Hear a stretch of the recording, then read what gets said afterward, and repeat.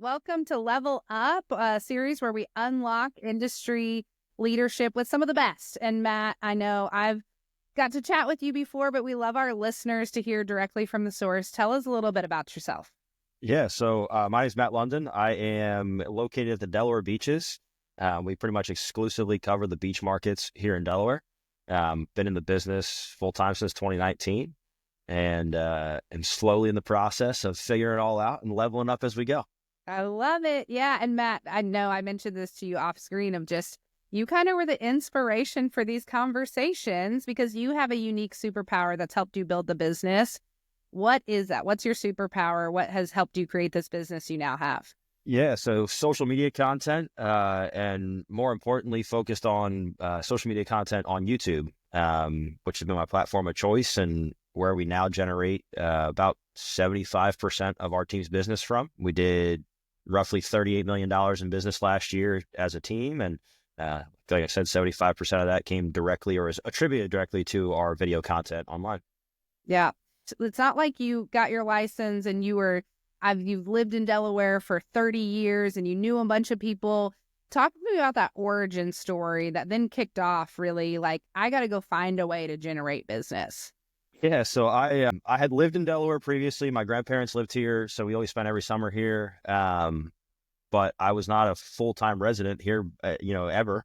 And I was working in the golf business. I was living down in North Carolina. There's a guy that's on my team. His name's Tyson. He came down to the resort that I was working at, and I asked if I would, to shorten the story, I guess, asked if I would ever consider moving back to Delaware and getting into the real estate business and leaving golf. And I was like, well, I've got some questions before we do that. So we ended up moving back up here in 2019. And I say moved back here because I lived here in 2009 and 2010. So it had been 10 full years basically since I had lived here. I didn't have a deep Rolodex of people that I could call on that, hey, I'm in real estate now. What are you looking to do? So the first year, 2019, I worked as Tyson's assistant. Then 2020, they shut down the world because we had the beautiful COVID-19 virus that swept through the nation. So 2021 came around. I was doing a little bit more business, but I was looking around other people in my office. And, for a lot of people, that was the best year of their career. But I was looking around my office like, man, these people are having such great success. Like, why am I not seeing the same things? And I noticed it was because they knew people and I didn't. So I started doing some research as to what I could do. Was it cold calling? Was it doing something different? Was it knocking door to door? Like, what was going to be the thing that would help me find the success these people were having? I knew cold calling was not me. And it's just not my personality. So I stumbled upon a Facebook group that was about real estate YouTube mastermind. I joined it and I saw all these people having success in posting videos on YouTube. And so I kind of was like, if they can figure it out, surely I can figure it out.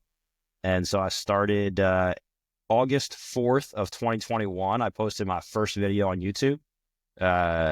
One full year later, so as of August 4th of 2022, I had closed over 6 figures of GCI directly from the channel.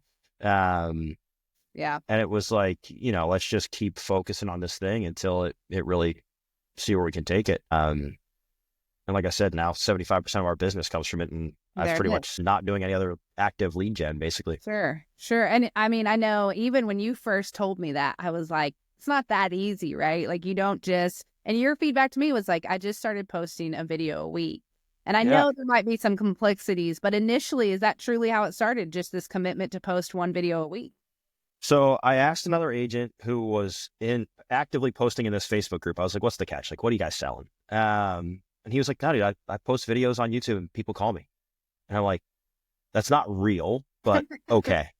And at the time, I didn't have a whole lot of business. So I had a whole lot of time in my hands. I was like, the worst thing that could come of this, if I post one video a week for the next 6 months, the absolute worst thing is that I learned what not to do for the next 6 months.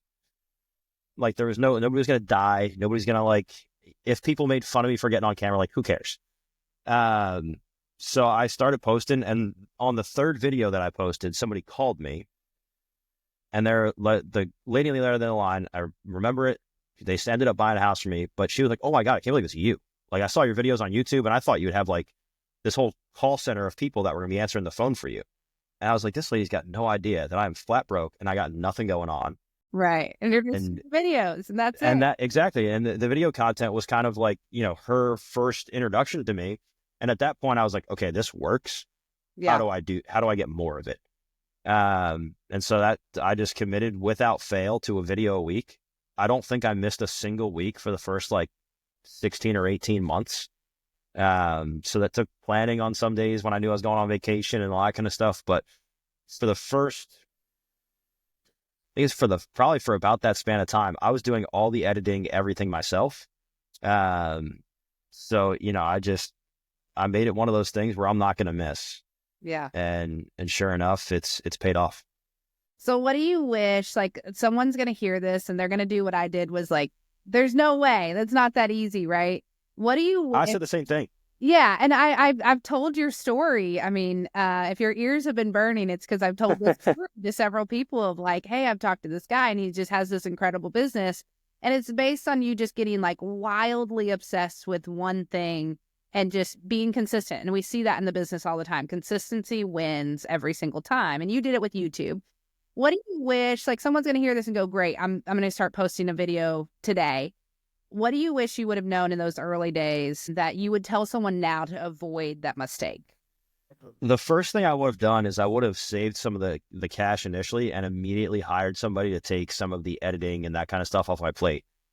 I have a very much like, I'll just do it, or like, it's just a me thing. Like it's like, Sure. I'll just go do it. So I would have leveraged a lot sooner than I did. I think it would have led to growth a lot faster in the beginning than I saw. And I mean, not that it was like a bad result or anything, but I would like some of those 4 a.m. Nights back where I was up till 4 editing videos and those kind of things. Now, it wouldn't be so bad to have some of that back. Were you, and I think that's the question people might ask, right? Like, were you a superstar video editor? I mean, I think there's a lot of things that are going to get people's way, or did you just learn as you went and said, I'll just figure it out? No, the first, I used the computer I use, the MacBook Pro. It comes with a software called iMovie already loaded onto it. It's free. And that's what I used to edit the first, like, I don't know, probably 15 or 20 videos. And then my computer actually died and I bought an iPad. So they didn't make like the iMovie app on iPad. Like I didn't like the way the user interface was.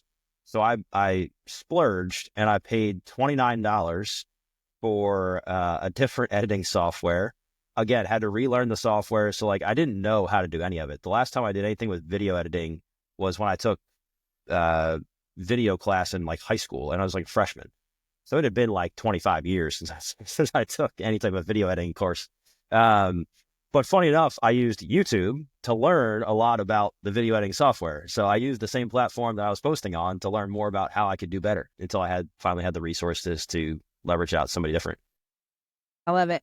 And I know we ask our guests this question every single time. And I think I know your answer, but I think this series is pointed at someone growing their business, owning a team, on a team. Like really, if you are inside the business, I want people to walk away from this series going, this is the one thing I'm going to do that's going to create some impact in my business tomorrow, right? We're always looking for those typical tools. So what would you tell someone to go do that will make a difference in their business if they go do it tomorrow?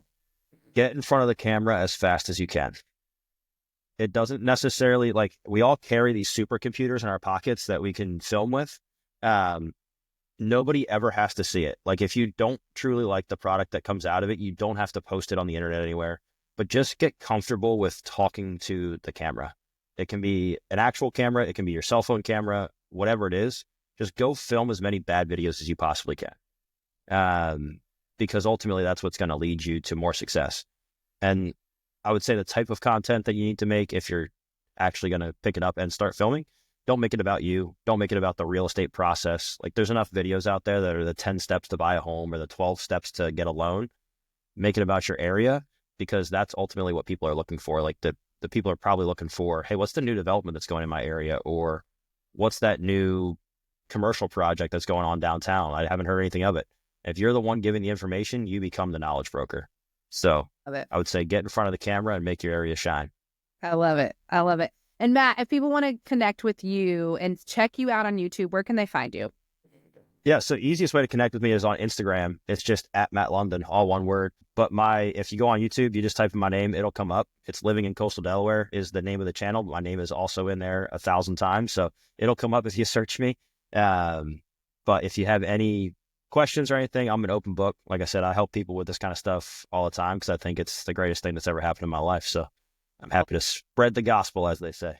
I love it. And we hope that you'll join us again as we continue to interview these top producers just doing amazing things, just like you, Matt. Our goal at Level 8 is to help the mega agent, right? We're just leverage for them. And so I'm hoping this series will continue to add to that so you can subscribe and check our next episodes. Matt, thanks so much for joining us. We appreciate you so much. Absolutely. Thanks for having me.